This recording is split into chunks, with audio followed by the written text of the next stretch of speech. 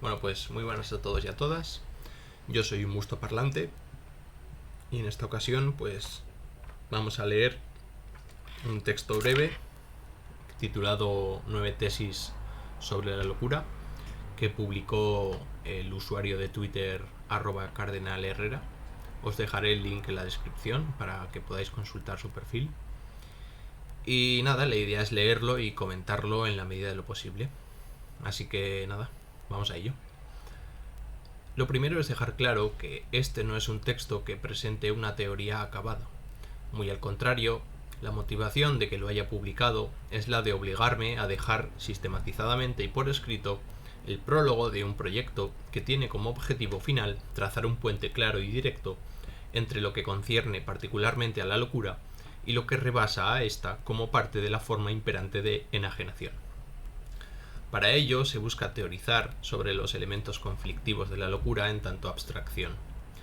Como ya se da a entender en la primera tesis, las manifestaciones concretas y la historia que las enlaza, siguiendo una cierta lógica, tienen su evidente importancia, pero no son el objeto de estudio aquí, principalmente porque lo que pretendo es situar la realidad de su abstracción bajo las coordenadas capitalistas que le dan vida. En este sentido, tanto la estructura como el contenido tienen un marcado propósito al que, después de pelearme una y otra vez con cada tesis, espero haberme acercado. La primera responde a querer agrupar lo que, a mi parecer, son las problemáticas principales que están por resolver. Han acabado siendo 9 apartados por puro azar. Lo importante no es la categoría en la que se encuadren, sino que efectivamente estén contempladas. Y esto es importante porque, como digo, lo que se pone sobre la mesa aquí son líneas de salida para una construcción teórico-práctica posterior. Es por ello que un formato así, donde primero se enuncia lo que la locura es, lo que no es o lo que implica, y luego se procede a profundizar sobre lo enunciado, resulta bastante atractivo. Respecto al contenido, lo que ha quedado en la redacción final es resultado de un proceso bastante largo que no se ve ni tiene por qué verse.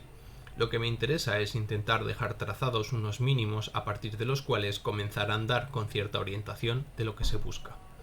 Por supuesto, esto no riñe con el hecho de que todas las afirmaciones que hago, además de mejorables en claridad o precisión, estén lejos de ser inamovibles.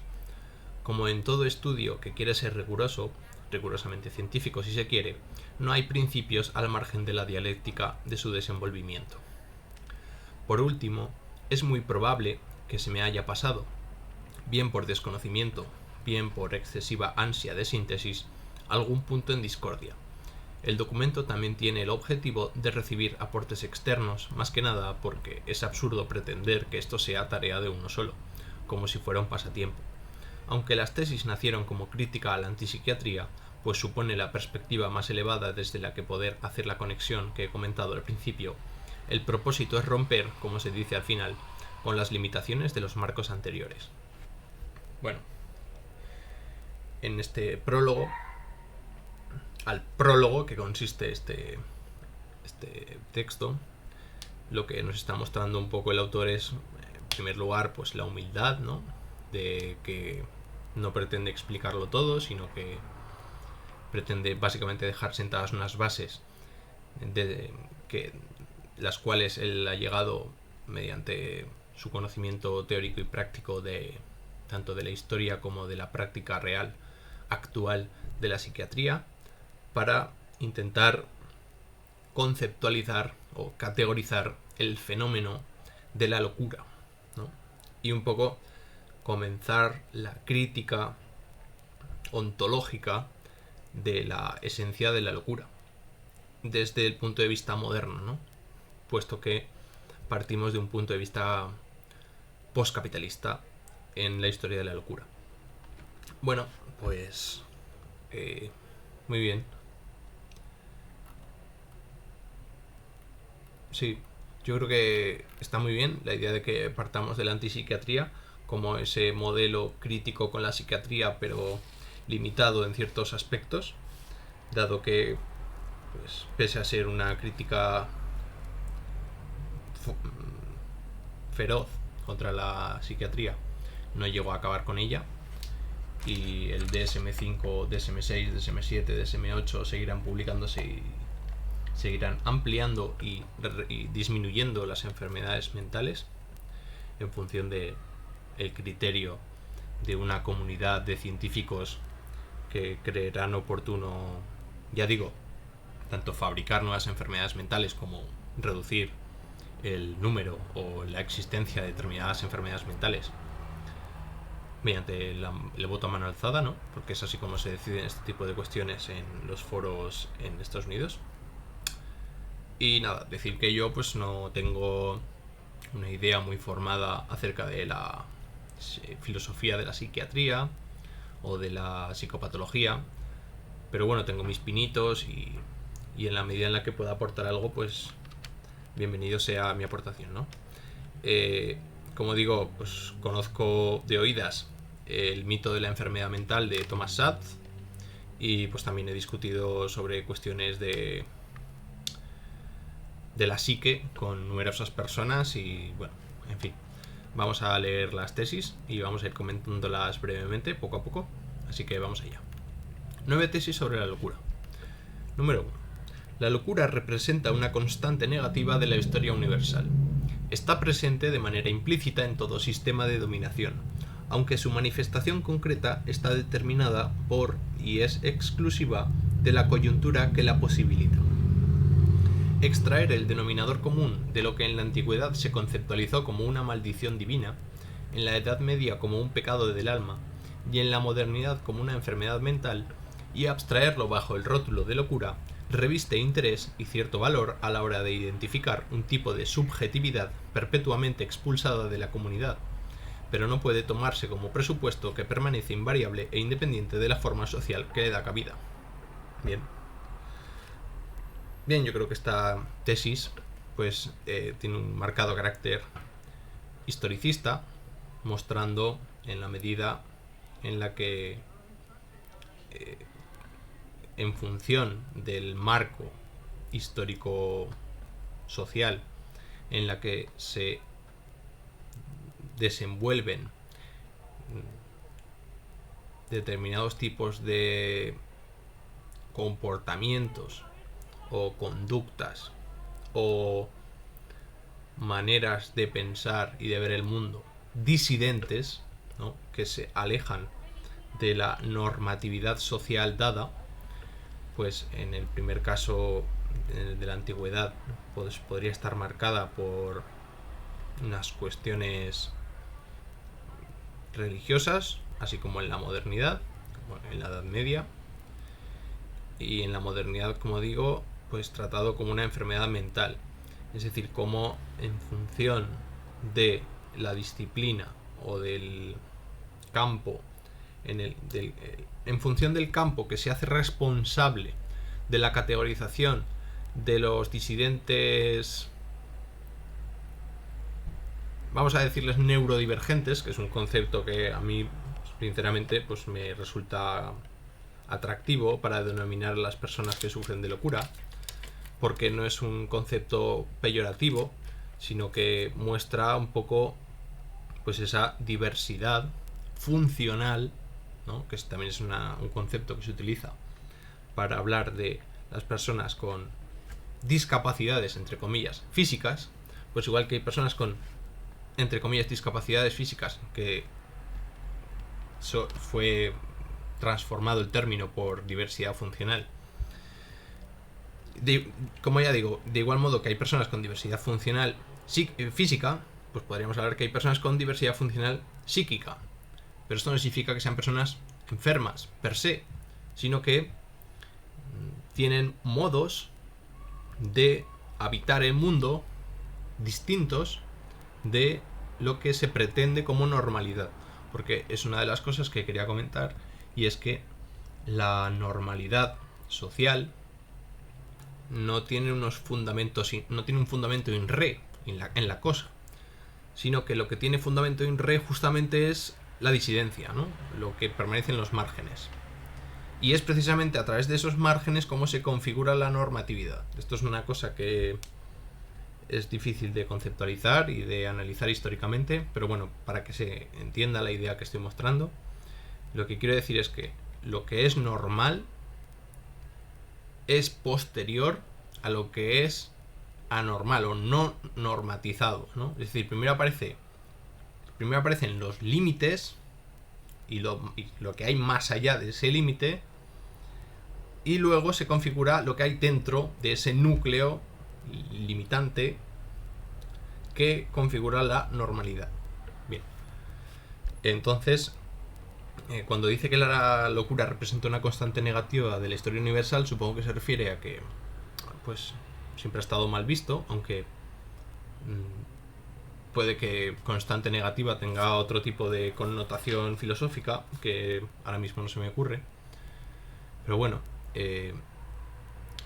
y luego viene la idea de mezclar la idea de sistema de dominación con la idea de locura, ¿no?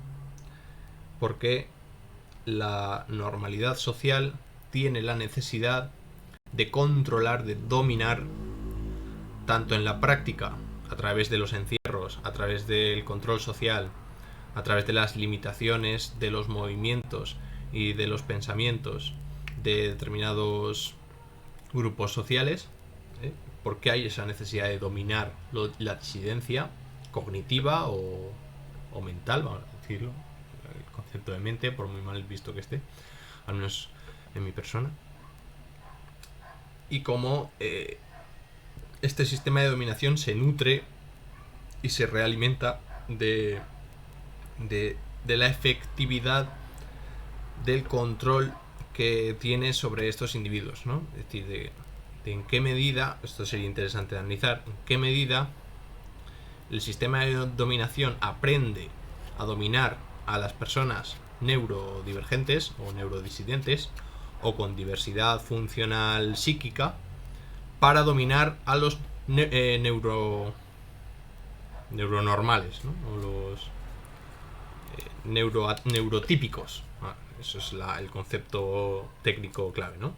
Es decir, estamos hablando de neurotípicos y neurodivergentes, que es una cosa que el psicoanálisis rompió, ¿no? Porque afirmó que todos tenemos alguna tarita, de algún modo u otro. Pero bueno, vamos a seguir porque es que si no nos estamos deteniendo demasiado. Vamos allá. Segundo punto. La locura nos remite a un contenido irreductible que ha sido objeto de encierro o persecución. Tras el velo fenoménico, no se encuentra una verdad accesible únicamente mediante la experiencia, tan solo un cascarón vacío. Al levantar la máscara del sufrimiento, lo que queda al descubierto no es otra cosa que la silueta dibujada por el propio enmascaramiento. Dado que el conocimiento sería, siguiendo a Hegel, no la refracción del rayo sino el rayo mismo, conocer la locura implica la toma de conciencia de la represión que la conforma. Por eso la solución a la problemática que plantea nunca ha pasado por una mayor comprensión de lo que ella oculta, pues en realidad no hay nada que ver. Si algo ha demostrado la historia al respecto es que el itinerario de la locura solo se recorre involuntariamente, y que es en dicho tránsito, y no en el supuesto lugar del que viene o al que apunta, donde se revela su verdadera significación. Vale. Yo creo que en este segundo punto lo que nos trata de mostrar es mi interpretación, quiero decir, no tiene por qué ser adecuada, sino simplemente es una lectura que yo hago y una interpretación de la cual pues hago voz, sencillamente. Es que no existe el fenómeno de la locura sin toda la maquinaria, todos los artefactos, todos los conceptos que están de facto actuando sobre las personas neurodivergentes, ¿no? Es decir, que si quitamos los psiquiátricos y quitamos la medicación, los fármacos, y quitamos la moralidad, en realidad no hay locura. Es decir, si quitamos el contexto social en el cual se fabrica o se construye el concepto de locura, no hay locura. Y que por tanto la locura es consustancial a los modos de dominar la locura. Es decir, que el sistema de dominación es el que genera, a través de sus mecanismos de represión y de control, la propia idea de locura para legitimar la propia idea, ¿vale? Yo creo que más o menos me he explicado medianamente bien. Vale, vamos a seguir. Tercer punto. La locura viene impuesta externamente. Ella es sello visible de un desgarro que se vive internamente. Lo que irrumpe en el medio como trastorno es producto directo de la previa separación entre cordura y locura que ese mismo medio ha afianzado objetivamente. La constatación de esta dinámica, simultáneamente dada por la vivencia interna y la observación externa, nos lleva a la conclusión de que la locura empieza y acaba fuera del individuo. En este sentido, definirla como una pasión vehemente y continuada, Hobbes, solo es válido si comprendemos dicha pasión a la manera de una especie de boomerang, resultado de una sacudida social y violenta que, al regresar como una conducta extraña e indigerible, confirma la brecha como realmente ontológica. Es mediante esta tautología circular que todas las profecías encuentran su ratificación. Bueno, yo creo que va en la misma línea de lo que he comentado anteriormente, en el anterior punto, quiero decir. Y es que, claro, está la discusión de si el fenómeno de la locura es una vivencia ontológica real en sí misma que ha de ser, vamos a decir, que ha de ser absorbida por un contexto social, o es precisamente el hecho de que, dado un contexto social, aparezcan problemáticas sociales que se derivan de conductas, vamos a decirlo, ¿cómo decirlo?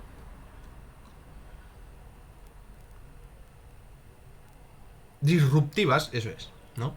Es decir, dado un contexto social en el cual aparecen conductas disruptivas, pues en la medida en la que una comunidad necesita controlar esas conductas disruptivas porque altera el orden social y el orden de dominación que históricamente se viene dando en una comunidad, quiero decir, yo no es que esté en contra de la dominación per se, ¿no? Porque sería absurdo. Es decir, si no pudiera dominar un teclado y un ratón, pues no podría hacer este tipo de vídeos. Otra cosa es hablar de la dominación de personas. Yo me quiero dominar a mí mismo. O sea, quiero decir, yo no hay nada que más quiera en esta vida que dominar mis propias pasiones, ¿no? Dominarme, tener autocontrol, saber lo que estoy haciendo y ser consciente y responsable de mis propios actos. Porque si no, bueno, pues caería en la desmesura, ¿no? En la hibris y entonces haría lo que quisiera y ya no sería yo, sería otra cosa, sería muchos, ¿no? Muchos a la vez, habría un control. Ahora bien, esto no sé si es una herencia de un sistema de dominación que lo que quiere es que me controle o bueno, esto ya es más difícil. Pero bueno, que yo creo que la verdadera esclavitud es el esclavo de nuestras propias pasiones, ¿no? Siguiendo a Spinoza. Por lo tanto, lo que quiero decir en el fondo con esta diatriba es que yo no estoy en contra de la idea de dominación. La cuestión es que hay que saber diferenciar entre nuestra propia libertad, si es que existe, yo creo que sí, yo creo que se ha de luchar por la libertad, aunque sea una idea, yo creo que es una idea valiosa que hay que defender, y esta libertad ha de ir con una cierta idea de control. Pero claro, aquí entramos en una problemática porque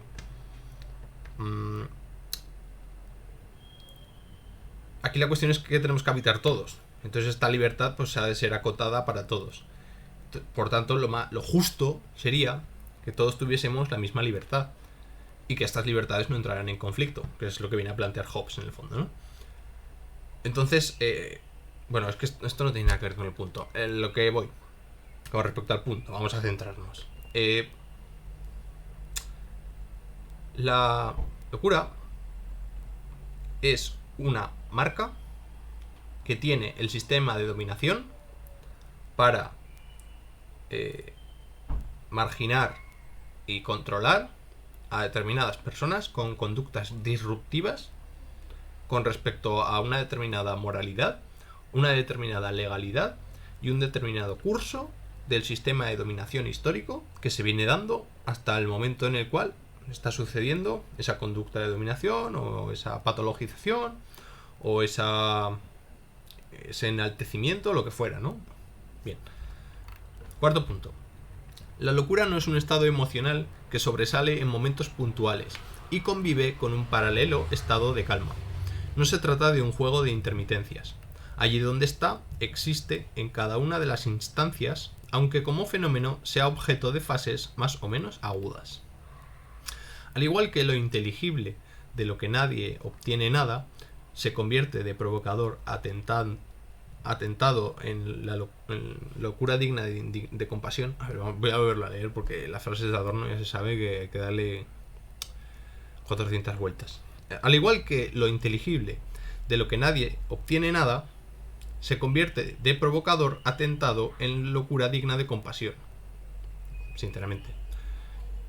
No sé lo que quiere decir Adorno con esto. Pero bueno, vamos a seguir. Porque no siempre se puede saber de todo y uno tiene que seguir en esta vida. Disociar un estado del otro nos lleva a la errónea conclusión de que durante el brote uno está libre de culpa, similar a la exoneración penal por no ser dueño de los propios actos. Y en los momentos de lucidez, la responsabilidad ha de duplicarse en compensación. Como ya no hay excusa que valga, el comportamiento debe ser intachable. Entre la condescendencia y el excesivo castigo no queda espacio más que para la impotencia.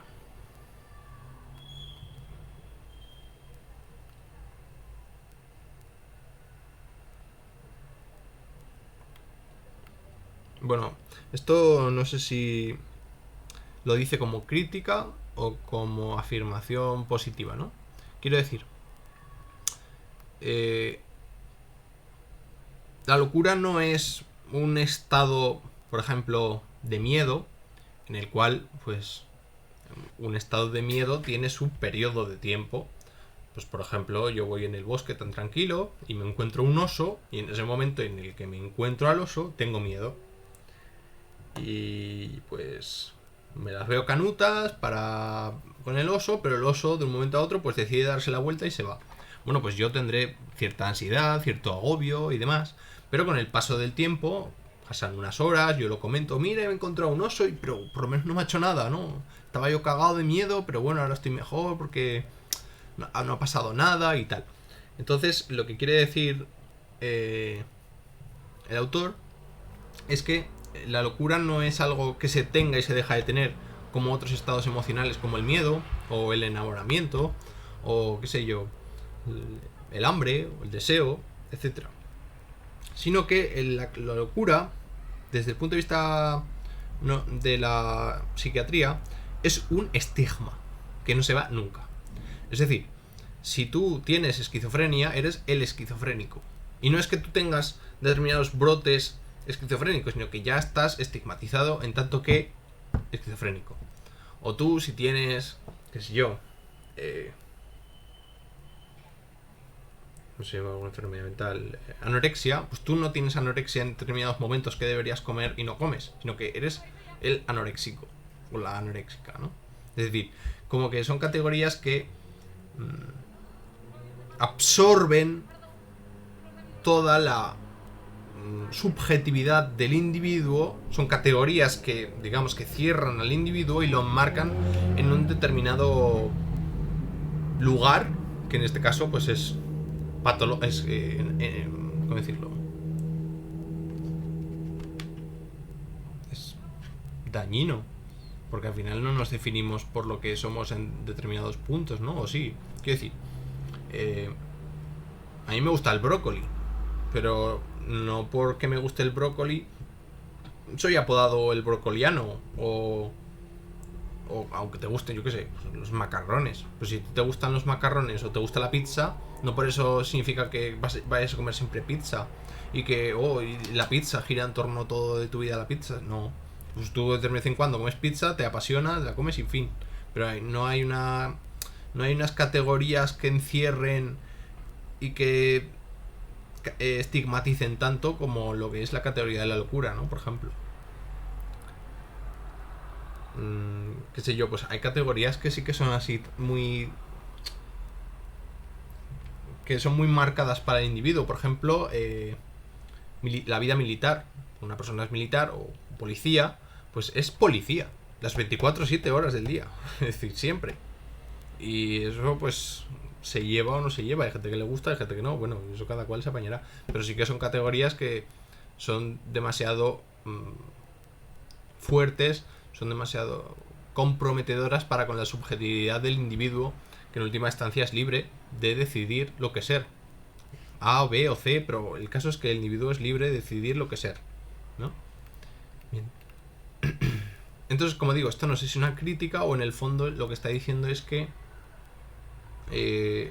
la locura existe en función del contexto, sencillamente, y que si no hay contexto no hay locura, ¿no? Bien.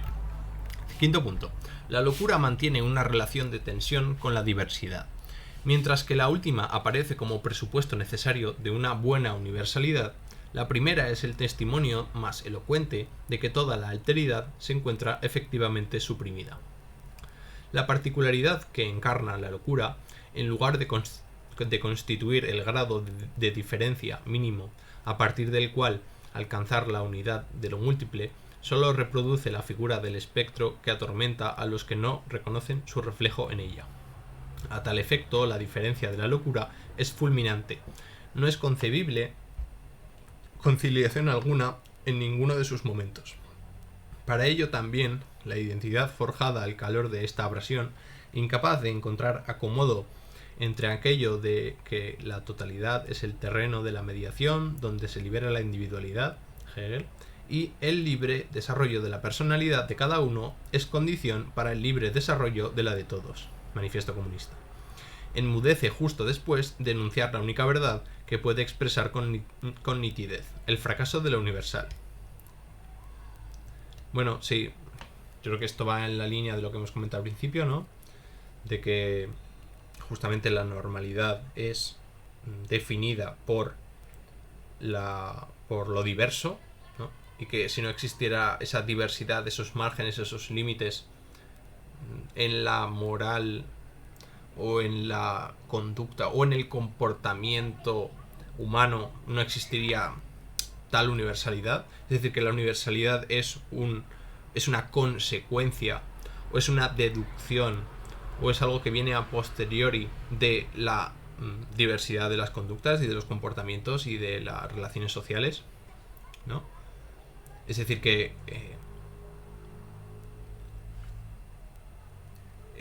la idea universal de ser humano normatizado o neurotípico, vamos a decirlo así, vamos a decir, la idea de ser humano neurotípico, la idea universal de ser humano neurotípico está dada a posteriori de la existencia de relaciones sociales de dominación, ¿vale? Provocadas por conductas disruptivas que entran en contradicción con el orden de unos determinados intereses, vamos a decirlo así, ¿no? Esto no sé si está muy bien planteado o no, intenta hacer lo mejor posible, improvisando, por supuesto, todo esto. Pero bueno, este fragmento pues se me hace un poquito... No sé, viene un poco a remover aquello que estábamos diciendo previamente, pero debería darle muchas vueltas y pensarlo un poquito más, pero bueno, de pronto es lo que me ha venido a la cabeza, ¿no? Bien, sexta tesis. La locura es el fruto maduro de un modo de existencia coercitivo. El extrañamiento generalizado que reina en la sociedad mercantil adquiere una dimensión absoluta en la enajenación que protagoniza la locura. Ella es la disposición misma de la subjetividad. Dado que la premisa básica del poder del capital es la separación integral entre la vida y sus condiciones de reproducción, de manera que su mediación constriñe la agencia individual, reduciéndola a mera extensión del movimiento orgánico de aquel, uno es forzado a participar en el juego porque fuera del tablero ya no queda nada. En el padecimiento de la locura, esta grieta se amplifica hasta el punto de la no afectación. Recluido en su mundo interior, todo lo externo permanece para el loco inalterado. Cuando Lukács escribe a colación de la figura del héroe en la novela épica, que una estructura anímica así, la del alma sometida al aislamiento, la que transforma lo sublime en locura, previene a la masa de toda acción posible. Está en lo correcto en lo referente a la relación de imposición exterior-interior. El mundo circundante se autolegitima en tanto lo que realmente es, y paralelamente el loco es deslegitimado en la matriz misma de su existencia. Bien, pues aquí podemos ver cómo el loco, vamos a decir así, que el loco es una figura que empleará también Nietzsche en La Sierva de Zaratustra. Entonces, el loco es un chivo expiatorio, ¿no? Creo. Es lo que viene a expresar este texto. El loco es un chivo expiatorio ¿de qué? De la incapacidad del ser humano para adaptarse en un sistema de dominación como es el sistema capitalista, ¿no?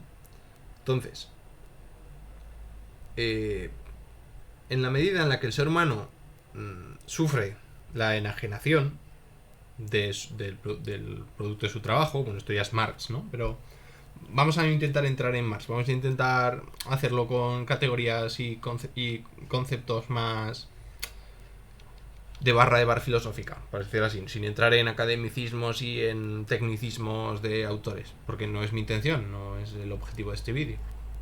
Entonces, el loco es el chivo expiatorio de una sociedad que sabe que no puede vivir así, pero que si no hace lo que debe, entre comillas, es decir, si no se adapta a algo que sabe que va a ir en contra de sus intereses más profundos, por decir así, lo va a pasar mal, en el sentido de va a ser aislado, va a ser considerado como un don nadie y va a ser tratado como un niño, es decir, va a ser vaciado de responsabilidad, va a ser vaciado de razón y va a ser encerrado para evitar que ese tipo de comportamientos que rompen con la dinámica del orden capitalista se reproduzcan y sean imitados por terceros. Entonces, un poco lo que creo que viene a mostrar este texto, y que me parece una idea muy fuerte, es decir, es una idea muy potente en la medida en la que muestra cómo el capitalismo no solo tiene que ver con mercancías, con dinero, con intercambios, sino que también es un modo de constreñir, ¿no? La idea de constreñir vas a decirlo, el mundo psíquico de sus habitantes. Porque no hay tanta... Es decir, porque el mundo psíquico es donde se juega la realidad. Esto está quedando muy idealista, pero bueno, como aquí se está citando a Hegel continuamente, creo que se me perdonará, ¿no? Es en la psique donde se juega la realidad. En lo material, ¿no? Obviamente. Ahí no se juega nada, desde mi punto de vista. Pero bueno, vamos a pasar de texto, no vayan a venir los materialistas y se me coman, ¿no? Antes de que pueda acabar la lectura. Punto séptimo. La locura elevada a discurso lleva a su culmen las aspiraciones más radicales de toda propuesta irracionalista. No obstante, su justa oposición a la dimensión aniquiladora de la razón se disuelve en favor de una reedición del mito de lo dado. Qué interesante. Razón y dominio se interrelacionan contradictoriamente. Esto... Vamos a ver. Idénticas en tanto que entrelazadas históricamente, no idénticas en tanto que la primera establece las bases para superar la segunda. El irracionalismo ha encontrado en esta identidad su coartada, pues la Ilustración, que prometía la desmitificación del mundo, ha devenido ella misma mitológica. La disolución de la naturaleza y sus designios ha hecho de la dominación del capital una segunda naturaleza mucho más omnipotente y arrolladora que las ánimas y los dioses. Por desgracia, la revocación abstracta como proyecto único no formulado que se nutriría de la espontánea certeza de que hay durmiendo en cada hombre un enemigo de la civilización, Tikkun, recae de lleno en la figura del sacrificio. El relato mesiánico de que una sola persona bastaría para desmontar que la libertad no ha desaparecido aún. Tal empresa política no alcanza siquiera a perturbar las bases de la civilización, pues su lógica es la del martirio, no la de la revolución. Bien.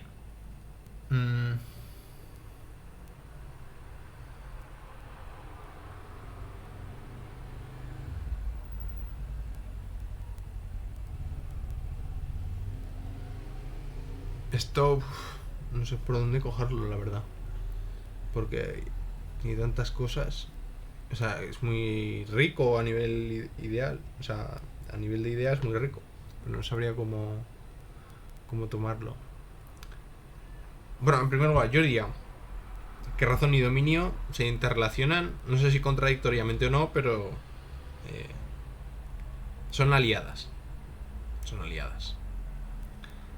Y de hecho yo tengo un vídeo dedicado a la racionalidad donde digo que la razón es dominio, siguiendo la línea de la dialéctica de la ilustración de Adorno y Horkheimer, que está en el fondo de esta tesis. Pero claro, ¿dónde entra el irracionalismo? Porque claro, el irracionalismo, ¿qué es? Es no ser racional. Es precisamente...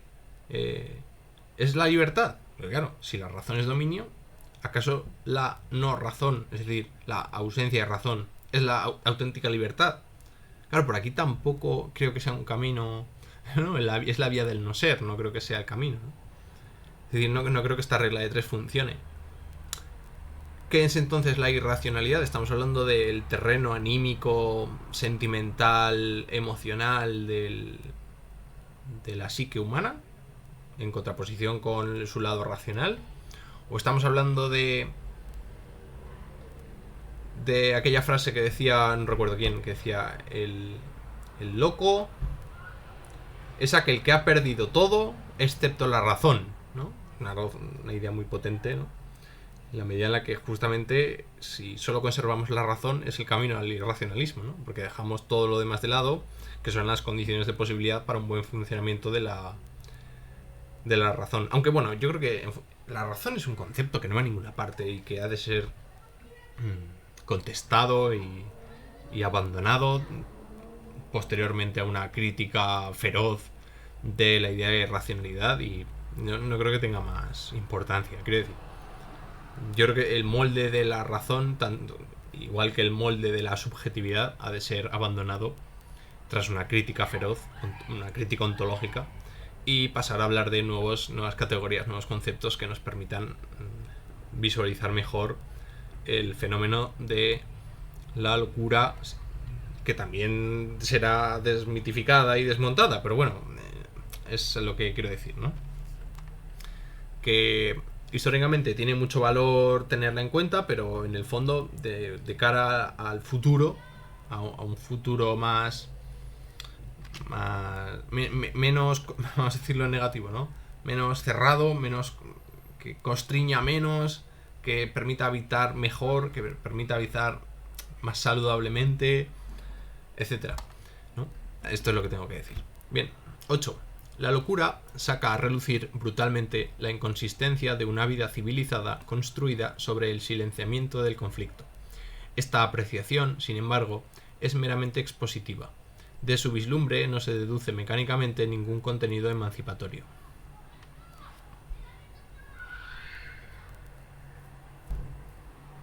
La separación mencionada más arriba viene complementada por el barniz ideológico que trata de armonizar lo que objetivamente existe como desgarramiento. El hallazgo de que dicha ilusión se alimenta no tanto de un engaño generalizado como de una violencia desplazada a un segundo plano. Lejos de demostrar el camino y los mecanismos para superar esta dialéctica frustrada del conflicto, pone de relieve cómo la locura se ha vuelto una necesidad racional para el dominio. La forma explícita de su represión es garantía de paz social.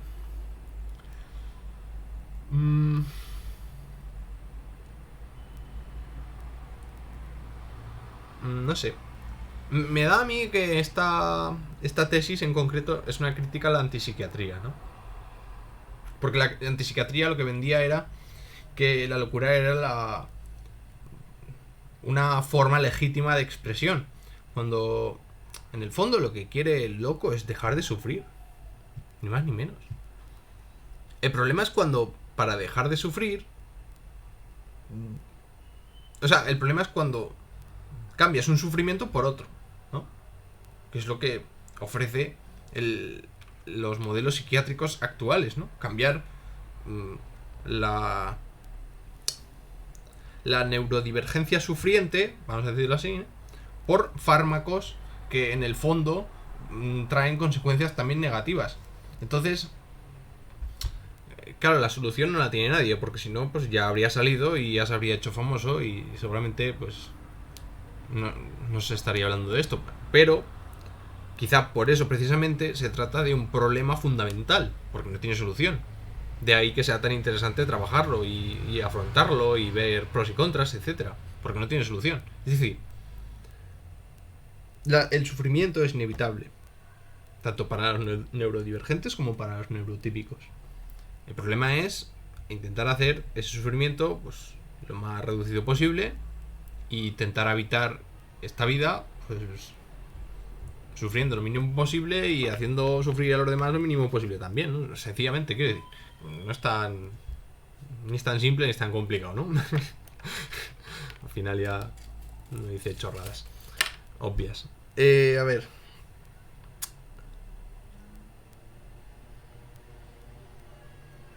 Es que no. Quiero decir, sí que entiendo pues la crítica a la idea de que ya hemos comentado previamente, ¿no? De que el sistema de dominación racional poscapitalista necesita de la locura como contrapunto para legitimar su propio orden y su propia paz social. Ya no para las personas que tengan locura, si es que la locura se tiene o la locura se es, ¿no? Sino para aquellos que no la tienen, justamente. Para mostrar qué es lo que pasa cuando te sales de los cauces que marca el sistema de dominación racional. Bien, y para acabar vamos a leer la última. La locura crepita, enterrada bajo los cimientos mismos de la sociedad. Hasta hoy, todo análisis serio se ha limitado a interpretar con mayor o menor fascinación este submundo, cuando de lo que se trata es de destruirlo. Incapaz de erigirse como sujeto, la condición de la locura es la de predicado de la existencia. La única relación que establece con el medio que la envuelve es la de reflejar pasivamente la barbarie. La solidaridad con aquellos que permanecen maniatados en esta pasividad infinita no pasa por hacer de su sufrimiento algo sugerente. La mirada que estetiza el dolor ajeno, incluso con buenas intenciones, es despreciable.